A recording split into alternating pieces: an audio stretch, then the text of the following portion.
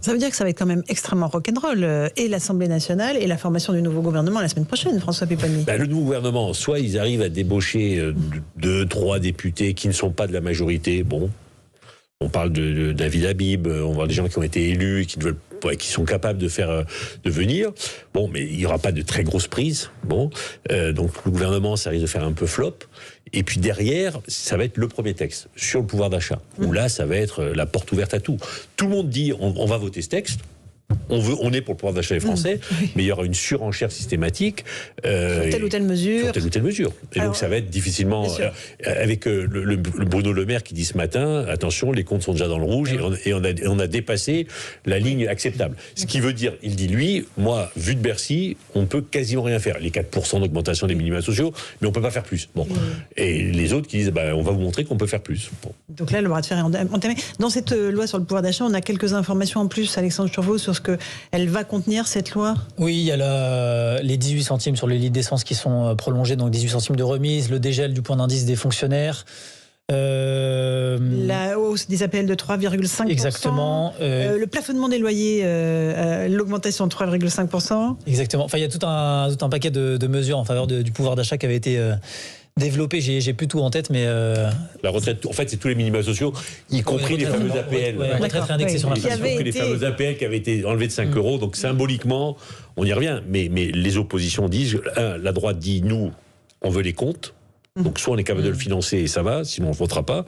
Et toutes les oppositions, Rassemblement National et NUP, disent il faut bloquer les prix. Voilà, Ruffin a parlé je ne sais plus comment il a qualifié tout ça, en disant nous on veut aller plus loin et on ira plus loin. Quoi. Il y a le chèque pour les gros rouleurs aussi, mais c'est aussi sur ce qui vient d'être dit, la droite, enfin en tout cas les Républicains, eux ils s'opposent à cette politique de chèque, eux ils veulent redonner du pouvoir d'achat par le travail. Et donc ils vont faire toute une série de propositions là-dessus, mais qui s'opposent à la politique du chèque. Donc concrètement, elle ne va pas être votée cette loi sur le pouvoir d'achat. Enfin, je veux dire, si on met les choses bout à bout, l'ANUPS, le RN, les LR sont contre. Elle sera votée a priori avec la droite. Oui. D'accord. Mais dans des mesures qui... Mais en rajoutant quelques trucs alors. On va un peu rajouter en tenant les comptes. Donc on va satisfaire un peu la droite pour voter le texte, parce que les mesures proposées par l'Assemblée nationale et par la NUP seront impossibles à financer. Et donc on va voter avec la droite, et en votant avec la droite, le texte passera, mais ça sera le premier clash. Et je répète, ça sera des dizaines de milliers d'amendements. Et la gauche... comme le Rassemblement national dira, voilà, ces gens-là ne nous respectent pas, ils n'ont rien compris, ils ne veulent pas payer, ils payent les patrons, voilà. Il y aura toute la dialectique derrière. Et donc, ça engage encore un bras de fer pour l'automne, où là, ce sera la loi de finances. La loi de finances. Mais là, il y aura l'idée de la droite a une carte à jouer. Si il la joue finement et intelligemment, ce qui n'est pas toujours gagné d'avance. Mais s'il la joue avec finement... Avec Marlex, ça va être du bon niveau. Absolument. Mais face précisément à une opposition de gauche qui va être hystérisée par la France insoumise, ce groupe réduit à une soixantaine des Républicains peut jouer la négociation avec le gouvernement pour obtenir des choses et ensuite dire aux Français c'est grâce à nous et pouvoir démontrer que précisément, eux, ils sont des gens sérieux, un parti de gouvernement auquel on peut faire confiance et qui n'utilise pas la situation pour la pourrir, mais l'utilise précisément pour avancer ses pions et obtenir des réformes du gouvernement. Et avec... Alors ça, pardon, juste François, très rapidement, la seule chose qui peut contrarier ça, c'est qu'il y a un congrès bientôt chez LR et que Laurent Wauquiez est pressenti pour en prendre la tête et que Laurent Wauquiez n'est pas particulièrement connu pour être sur une ligne, disons, constructive. Et avec une donnée qu'on aura après-demain, avec le vote de la présidence de la Commission des Finances. Ah oui, absolument. Donc là, qui est en piste pour cette Commission des Finances? A priori, c'est Coquerel et le Rassemblement national. Coquerel de la France Insoumise. Qui était membre de la candidature commune de l'ANUPS. Tout à fait. Okay. Puisque Valérie Rabault a renoncé à se présenter contre Coquerel. Un peu tordu le bras. Oui, renoncé. Beaucoup. Le Rassemblement national, qui présentera quelqu'un, la majorité peut-être. Puisque cette fameuse règle de l'opposition non écrite, et dans tous les cas, il faut voter dans la commission, et si c'est effectivement un président de la commission des finances, soit Rassemblement national, soit France Insoumise, ça va être insupportable, parce que le président de la commission, il a quand même des pouvoirs. Il peut déposer des amendements plus facilement, il prend la parole, il dirige les débats, donc ça sera aussi dans ce cadre-là que ça se jouera. Alors si on fait les comptes, là, parce que vous connaissez parfaitement le fonctionnement de l'Assemblée, qui va être élu ? Si à un moment on dit il faut que ça soit le groupe d'opposition, ça veut dire que la majorité et les LR votent pour le Rassemblement national. Ils appliquent la règle en disant le peuple a voté, donc on le respecte. S'ils ne votent pas pour le Rassemblement national, ça va être un peu ouvert à tout le monde, et là, c'est au petit bonheur la chance. Et c'est en fonction de qui votera, en fonction de ceux qui acceptent ou pas. Je croyais que la majorité ne votait pas dans ce... Non, la majorité, traditionnellement, c'est... mais traditionnellement. Mais là, on n'est plus dans la tradition. Là, le problème, c'est que si elle ne vote pas... elle fait... en fait, c'est les Républicains et le Rassemblement national qui voteront pour le Rassemblement national. Enfin, en tout cas, ce qu'a dit Larcher en disant il faut que ça soit quelqu'un de l'Assemblée nationale. Donc, si la majorité ne vote pas, effectivement, elle laisse le Rassemblement national, de fait. Alexandre Chevaux. On lit ce matin, et ça a été confirmé par plusieurs sources, qu'il y aurait une sorte d'accord entre les Républicains et le Rassemblement national pour que Éric Ciotti puisse conserver son poste de questeur à l'Assemblée, en échange de quoi les LR voteraient pour Jean-Philippe Tanguy, le candidat du Rassemblement national, à la Commission des finances. Ce sont le vote pour la Commission des finances, c'est un vote à scrutin fermé. Mais s'il y a plus de 90 voix pour le candidat du RN, on saura que les voix supplémentaires sont venues des Républicains.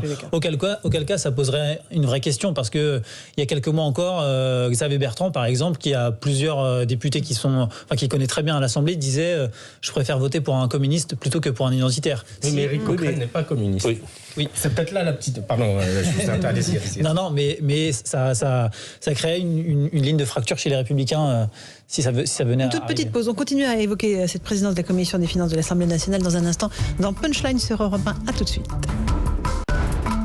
Punchline sur Europe 1, Laurence Ferrari.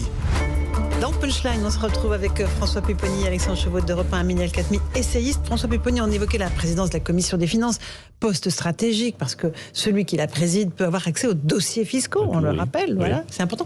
Donc, a priori, on s'acheminerait plus vers un accord LR-RN pour que ce soit un RN, premier parti d'opposition, qui en est la présidence. Si effectivement on applique une règle non écrite, mais qui est actée maintenant depuis des années, c'est-à-dire que le groupe majoritaire ne participe pas et laisse le premier groupe d'opposition avoir le poste. On voit bien les LR voter avec le Rassemblement national.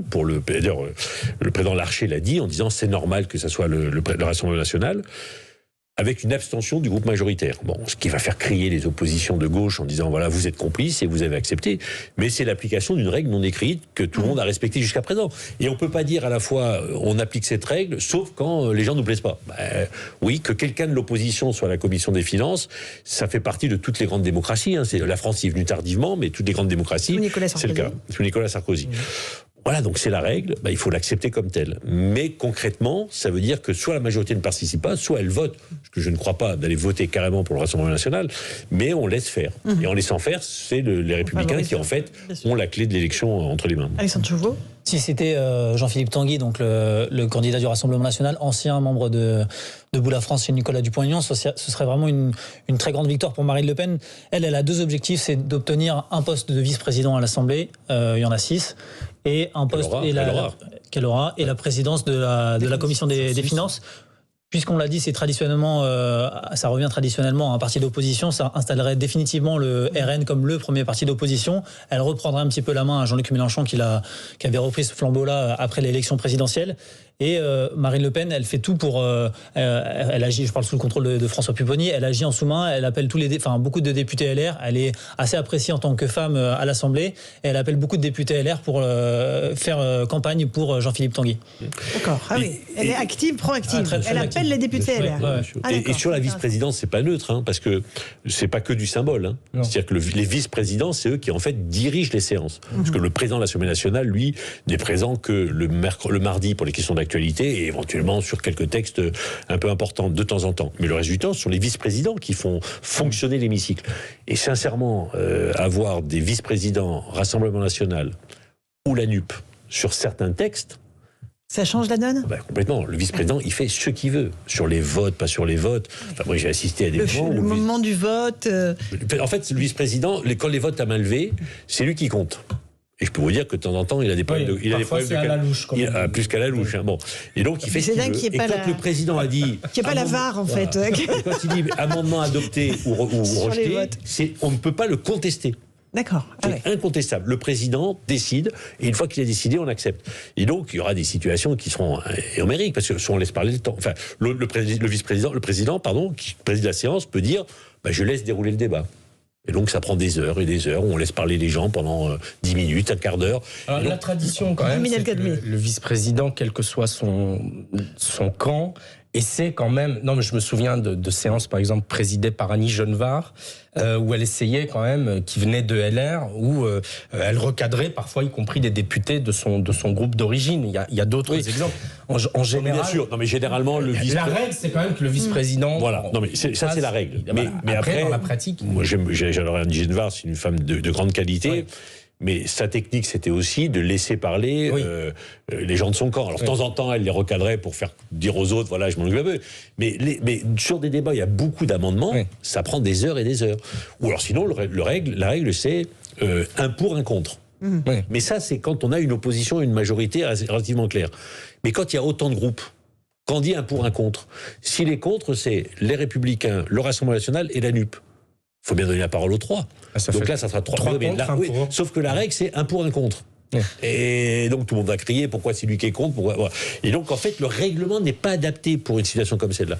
Et donc c'est là où les présidents de séance ont un rôle important à jouer pour laisser dérouler le débat et ne pas donner le sentiment d'étouffer. Ça va être passionnant à vivre. On voit que ça va être très compliqué. Mais les institutions, on va les pousser jusqu'à leur maximum. Jusqu'au bout. Et on va montrer qu'elles ne fonctionnent pas en fait, tant que ça. Et c'est quand même le retour du Parlement dans la vie politique. Enfin, on n'avait pas eu ce genre de discussion ici sur un pour, un contre, le vice-président. On parle jamais ou on en parle dans les grands moments, quand il y a de grands textes ou quand il y a un incident majeur à l'Assemblée, on en parle dans les émissions. Mais on ne pas. Et là, c'est vrai que pendant quelques mois, enfin ou peut-être quelques années, s'il n'y a pas de dissolution, la vie politique de ce pays va se passer à l'Assemblée. Et c'est peut-être dans cette situation un peu baroque, c'est peut-être une des choses dont on peut quand même bien sûr, c'est ce qu'on peut espérer. Mais pour voir un peu les tenants, ceux qui sont dans l'hémicycle, le risque, c'est qu'on retombe dans les abus de la vie parlementaire avec le déblocage systématique des oppositions. Et ça, le blocage complet. Donc voilà. Et donc comme il y aura blocage, je suis pas sûr que les gens acceptent. L'idée, c'est effectivement qu'il y ait un Parlement qui joue le jeu, mais où tout le monde joue le jeu. C'est-à-dire que les oppositions font pas du blocage systématique, déposent des amendements en nombre suffisant pour pouvoir discuter et dialoguer, et que le dialogue s'instaure. Mais quand vous avez des dizaines de milliers d'amendements et parfois les mêmes déposés avec une virgule différente. François Pipponi, si on fait de la politique fiction, tout est bloqué. Là, tous les textes sont rejetés, rien ne passe. On se retrouve à la fin de l'été, on n'a rien réussi à faire passer. Qu'est-ce qui se passe? On peut faire le président Macron. Il faut voter le budget parce que sinon les administrations ne fonctionnent plus. Les collectivités locales ne sont plus financées. Donc il faut voter le budget. Il y a le 49.3. Il peut s'en utiliser qu'une fois pour le vote bloqué par session. Et puis après, on est de nouveau bloqué. Et ben après, les institutions proposent la dissolution. C'est que le président dit « je ne peux plus fonctionner », la majorité ne peut pas fonctionner et les institutions ne fonctionnent plus, donc je dissous. Bon. Je dissous, mais avec quel résultat quoi. Avec quel résultat et avec le résultat, si les Français redonnent encore une majorité relative où ça ne fonctionne pas, là, c'est une situation que nous n'avons jamais connue. Et donc, on ne peut plus dissoudre pendant un an. Et donc, pendant un an, il faut essayer d'avancer comme on peut en votant les textes. Après, oui, toutes les hypothèses sont... C'est-à-dire que, globalement, il y aura très peu de textes qui seront votés. Et donc, il y aura quasiment plus de... Dans un pays qui a besoin d'être réformé. Il n'y aura pas de loi. Bon. Ou très peu ou des lois consensuelles. On prend l'exemple de l'avortement, ça peut être des lois comme celle-là, mais où les gens sont d'accord pour dire des lois société, où on dit ok, on peut trouver un accord global, mais c'est-à-dire que c'est son négociation, amendement par amendement, article par article, texte par texte, et ça prend des mois et des mois. Donc en fait, le système marchera au ralenti. Donc c'est la catastrophe, on va se le dire. Le pays n'est pas réformable, mais on fonctionnera comme ça pendant 5 ans. Amin El-Khatmi, sombre perspective, parce qu'on a tellement de réformes à mener à bien dans les prochaines années, réindustrialisation, défis climatiques, la santé, tout est à réformer, l'éducation nationale, ça laisse songeur. Oui, mais ainsi on a décidé, le peuple français c'est comme ça, en disant c'est le seul souverain. En fait, il dit au président, on veut pas de vos réformes telles qu'on les a proposées, on les veut différentes. Donc débrouillez-vous et trouvez une solution. Et alors, avec des gens raisonnables, on peut trouver des solutions. Mais avec des gens qui ont envie de faire avancer le pays, avec des gens qui veulent faire tomber l'autre et empêcher l'autre d'avancer. C'est vraiment l'intérêt de la France insoumise de jouer le chaos ou pas? Vraiment, ou pas? Oui, enfin pour moi, pour les connaître un peu, oui. Ils vont montrer qu'ils sont un parti de gouvernement à un moment quand même. Non, ça ne les intéresse pas. Enfin, pour moi, ça ne les intéresse pas. Parce que sinon, eux, ils veulent faire tomber le système, la 6ème République, ils veulent autre chose, quoi. Donc, ils n'ont pas envie de participer à ce système-là. Ils vont pousser au max. Amine El-Khatmi, vous pensez aussi que c'est l'enjeu pour ceux qui travaillent avec Jean-Luc Mélenchon, même s'il n'est pas à l'Assemblée directement ? Bah oui. Enfin, on a bien compris que leur enjeu, c'était pas de montrer qu'ils étaient capables de gouverner le pays. Leur enjeu, effectivement, c'est de renverser la table, c'est d'aller à l'intérieur des institutions pour les faire exploser de l'intérieur. Sauf que c'est une stratégie qui peut pas rassembler une majorité de Français. Enfin, moi, je vois pas demain, même s'il y a, je sais pas, on est dans la politique fiction depuis quelques jours, donc on va continuer. Une démission d'Emmanuel Macron dans 2 ans, dans 3 ans, parce que blocage, parce que situation inédite. Je vois pas sur ce profil-là, où même Marine Le Pen est désormais perçue comme plus rassurante que Jean-Luc Mélenchon. Ils sont en train de la notabiliser. Et vous avez quelqu'un qui se comporte de manière complètement trublionne. Je ne sais pas si ça se dit comme ça. C'est mignon. On va inventer des mots. C'est mignon. Je suis pas sûre que ce soit un verbe, mais comme un trublion. Voilà, je suis pas sûr que ce soit même de rassurer les Français. Alexandre Chevaux, le dernier mot. Non, contrairement à Jean-Luc Mélenchon, au Rassemblement National, et effectivement, Marine Le Pen, ils sont vraiment dans une entreprise de normalisation. La dernière étape, fini le Front républicain. S'ils obtiennent un poste de vice-président, la présidence de la Commission des Finances, 90 députés, on a vu à leur arrivée à l'Assemblée qu'ils avaient mis tous des costumes cravates, des tailleurs pour les femmes. Ils sont vraiment dans une logique de montrer, ça fait des années qu'on voulait le pouvoir, qu'on voulait entrer à l'Assemblée. On y est, maintenant on va être sérieux, on va bosser, on va proposer des amendements, on va voter des lois qui vont aller dans le bon sens. Et ils vont travailler, ce qu'on leur a beaucoup reproché sur la mandature précédente. C'est le projet qu'ils présentent en on comme en off, mais ils sont, contrairement à la France Insoumise et à la NUP en général, dans une logique vraiment de s'inscrire dans un parti de gouvernement, je mets des guillemets, bien évidemment. Ils veulent se 90 députés, c'est un groupe, c'est des moyens pour le groupe, c'est 2-3 assistants parlementaires par député, donc ce sont des centaines de personnes qui vont travailler pour eux, préparer les amendements, être présents. Enfin, c'est une machine de guerre. Surtout, ils seront comptables d'un bilan dans 5 ans. Oui, mais c'est une machine de guerre. Si tout cela tient 5 ans. Merci Amine El-Khatmi, Alexandre Chevaux, François Pipponi. Bonne soirée sur Europe 1. Dans un instant, Alexandre Lemaire pour les infos et Mouloud Achour vers Van Underground. Bonne soirée sur Europe 1.